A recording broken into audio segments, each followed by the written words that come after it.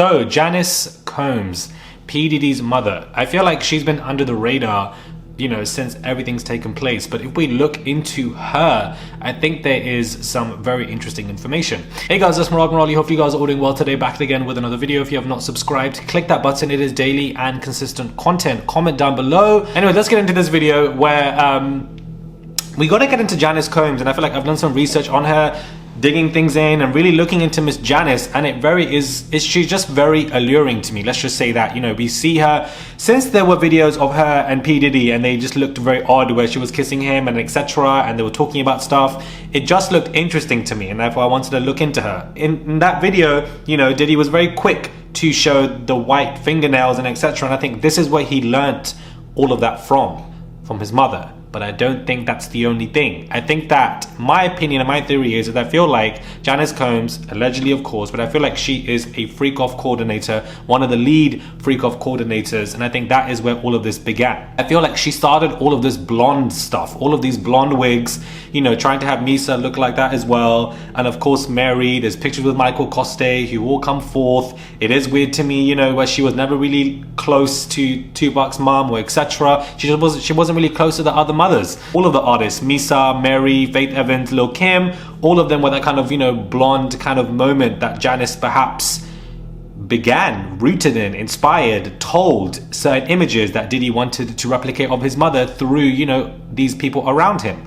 I feel like Janice is the original freak-off coordinator and helps P. Diddy steal from other artists.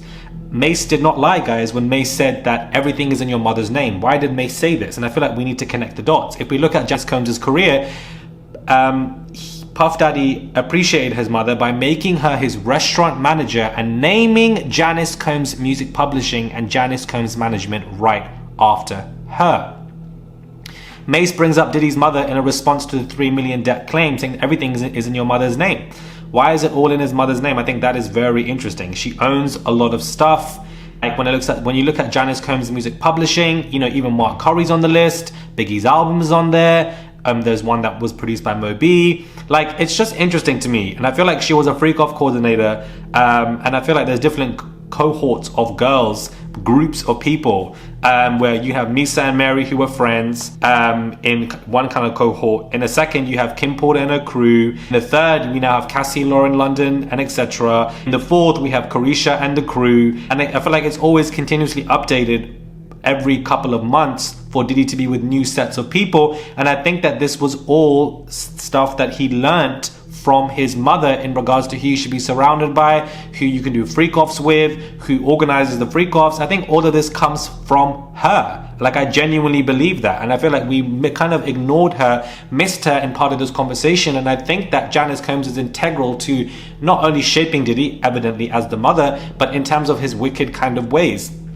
His father passed away at a very young age, you know, apparently he was part of a mafia and etc. But I think that she was a freak-off coordinator. The look, the blonde hair, everything that we keep seeing her doing. The fact that, you know, legally a lot of things are in her name, not in his name, as Mesa said. And a lot of publishing is in her name so that things can be protected. So that if it came to this day where people are going to come for Diddy legally, there's going to be a lot in her name. Therefore, she's going to be not only protected, but he's going to be protected as well, because a lot of the assets of Bad Boy and etc. is all in her name.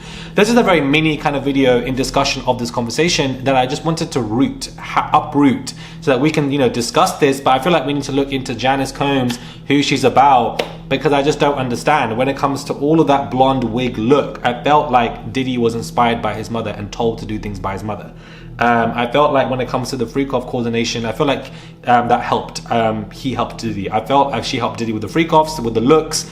I also feel like she helped Diddy with stealing from other artists, for the fact that her names are, you know, publishing rights are with a lot of, you know, different people. I feel like she just helped facilitate and enable a lot of his behavior. Also, when it comes to the white fingernails, I feel like he learned that from her, as we can see in the video where he's immediately showcasing that and talking about how she's in the clubs, we go to the strip clubs together. They seem to have a very close connection, and there could be some essay that could allegedly be involved in that, you know, weird relationship as well. I just think that she could be the original freak-off coordinator, inspired things, and I just think that it is a theory that has substance. Make of this what you will. Subscribe to the channel, guys. Click that button for daily and consistent content. I would appreciate it, guys. It's just one click. Subscribe and I'll catch you guys soon for another video.